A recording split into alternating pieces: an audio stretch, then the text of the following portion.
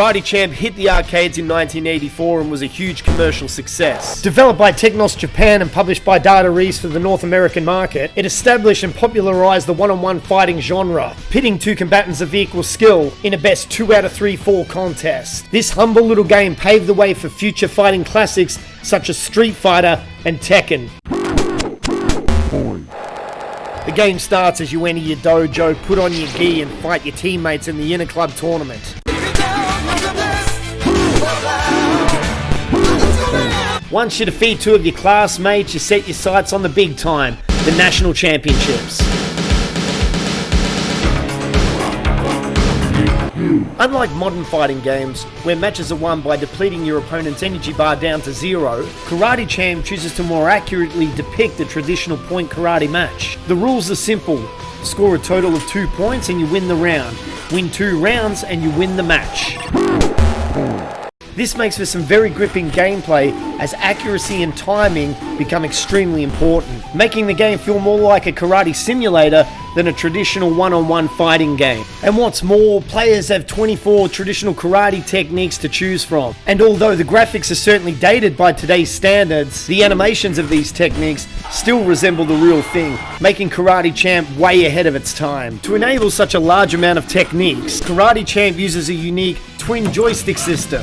To perform a technique, players move the twin joysticks in one of 4 directions. For example, if you wish to perform a front kick, you would move the left joystick backwards and the right joystick forwards. And if that's confusing, don't worry, as there's a tutorial at the start of the game. And if that's still not enough, just watch Frank Dukes and Ray Jackson go at it in Bloodsport.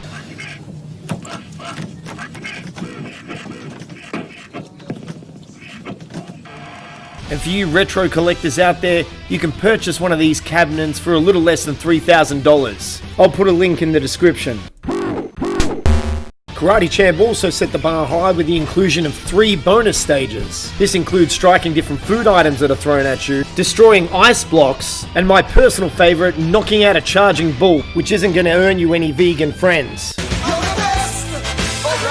How dare you!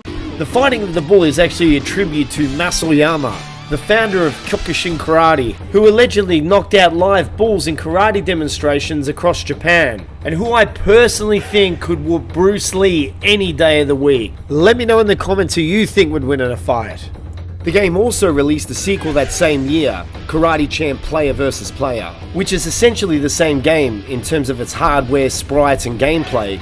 The major difference being is that instead of the players competing for the national championship,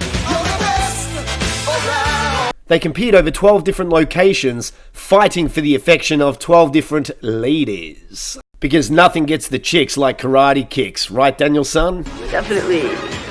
The game was ported to several home consoles back in the 80s, one of which was the NES version, which was based on the player versus player version rather than the original. However, it was heavily criticized for its convoluted control scheme as well as its poor hit detection. Next up is the port to the Commodore 64, and it's even worse than the NES version. Most notably, the graphics and animation are just woeful, thus taking away the authentic feel of a real karate match.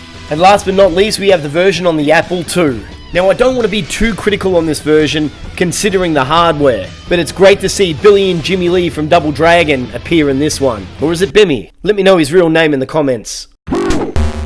Karate Champ was a true testament to the spirit of sport karate, and it was the original one-on-one fighting game. If you wish to see a review on the original beat-em-up, click on my review of Kung Fu for the NES. Also, check out this playlist right here, and don't forget to leave a comment and subscribe. I'll see you on the next video.